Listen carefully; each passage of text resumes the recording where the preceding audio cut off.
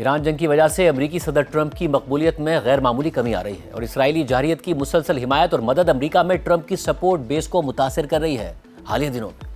اسرائیلی کارروائیوں کا سب سے بڑا ہدف لبنان بنا ہوا ہے، جہاں پہلے تو اسرائیلی حکومت سیز فائر کے لیے تیار ہی نہیں تھی، مگر پھر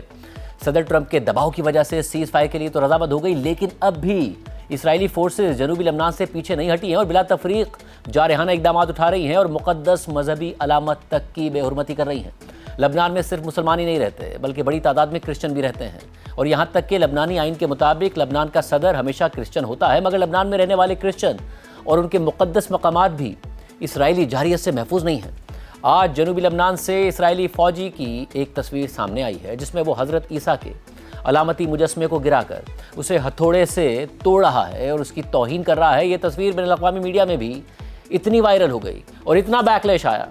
کہ اسرائیلی حکومت اور فوج دونوں ہی دفاعی پوزیشن پر چلے گئے اور وضاحتیں دے رہے ہیں، مگر اس سب کے باوجود تنقید بڑھتی جا رہی ہے۔ امریکی صدر ٹرمپ کے حامیوں کے ساتھ ساتھ اسرائیل کے حامی بھی تنقید کر رہے ہیں۔ ماگا سپورٹر اور امریکی کانگریس کی سابق رکن مارجری ٹیلر گرین نے اس تصویر پر تبصرہ کرتے ہوئے لکھا کہ یہ ہمارا سب سے بڑا اتحادی ہے جو ہر سال ہمارے ٹیکس کے اربوں ڈالرز اور ہتھیار لے جاتا ہے۔ الجزیرہ کے مطابق اسرائیلی پارلیمنٹ کے ایک فلسطینی رکن ایمن اودا نے طنزیہ انداز میں لکھا کہ ہم اس بیان کا انتظار کر رہے ہیں کہ اسرائیلی پولیس کا ترجمان یہ دعویٰ کر دے گا کہ فوجی اہلکار نے حضرت عیسیٰ کے مجسمے سے خود کے لیے خطرہ محسوس کیا تھا۔ ایک اور رکن احمد طیبی نے لکھا کہ شاید ان نسل پرستوں نے ٹرمپ سے بھی یہی سیکھا ہے کہ حضرت عیسیٰ کی توہین کریں اور پوپ لیو کی بھی توہین کریں۔ تاہم یہ تصویر منظر عام پر آنے اور بڑھتی ہوئی تنقید پر اسرائیلی حکومت اور فوج کو فائنلی یہ تسلیم کرنا پڑا کہ یہ کوئی پروپیگنڈا نہیں ہے بلکہ حقیقی واقعہ ہے جس میں ایک اسرائیلی اہلکار ملوث ہے۔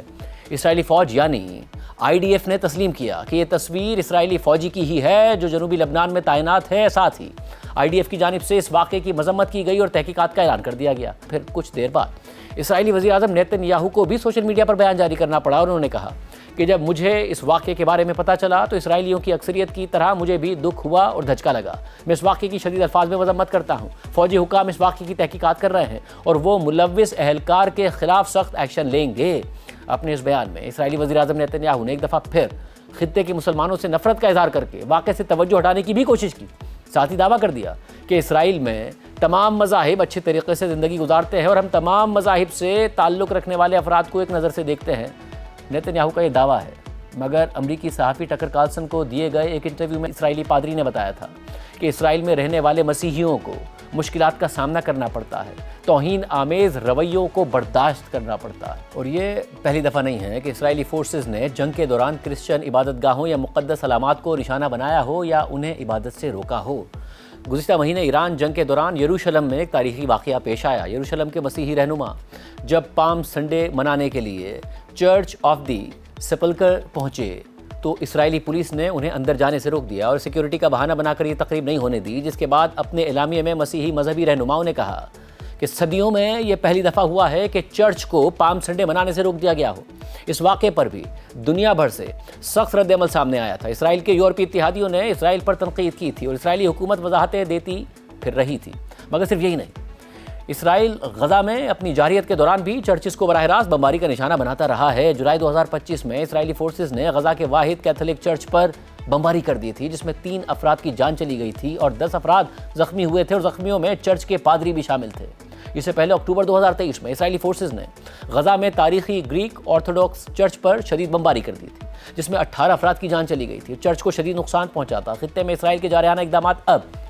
نہ صرف اسرائیلی وزیر اعظم نیتن یاہو کے سیاسی مستقبل اور عزائم پر منفی اثرات ڈال رہے ہیں، ان کی مقبولیت دن بدن نیچے گر رہی ہے، بلکہ امریکہ میں صدر ٹرمپ اور ریپبلکن پارٹی کی سیاسی مشکلات میں بھی اضافہ کر رہی ہے اور صدر ٹرمپ کی حمایت میں مسلسل اور تیزی سے کمی آ رہی ہے۔ امریکہ میں صرف صدر ٹرمپ کی مقبولیت میں کمی نہیں آ رہی ہے بلکہ دہائیوں سے امریکہ کے سب سے بڑے اتحادی اسرائیل کے حوالے سے بھی امریکی سیاستدانوں، صحافیوں اور عوام کی رائے میں اچانک تبدیلی دیکھی جا رہی ہے جو آج سے پہلے کبھی نہیں دیکھی گئی۔ امریکی نیوز ویب سائٹ ایکزیوس کے صحافی باراک راوید کے مطابق امریکہ میں اسرائیل کی پوزیشن غیر معمولی حد تک کم ترین سطح پر آ گئی ہے، مگر حالیہ عرصے میں اسرائیل کے حوالے سے صرف امریکی رائے عامہ میں تبدیلی نہیں آئی ہے بلکہ یورپ میں تو اسرائیل کے حوالے سے صورتحال زیادہ خراب ہے۔ یورپی لیڈرز کھل کر اسرائیلی جارحیت کی مخالفت کر رہے ہیں اور اب تو بات اسرائیل سے یورپ کے معاہدے ختم کرنے تک پہنچ گئی ہے۔ یورپ میں اسرائیل مخالف کیمپ کے لیڈر یعنی اسپین نے یورپی یونین سے بڑا مطالبہ کر دیا ہے۔ اسپین کے وزیر اعظم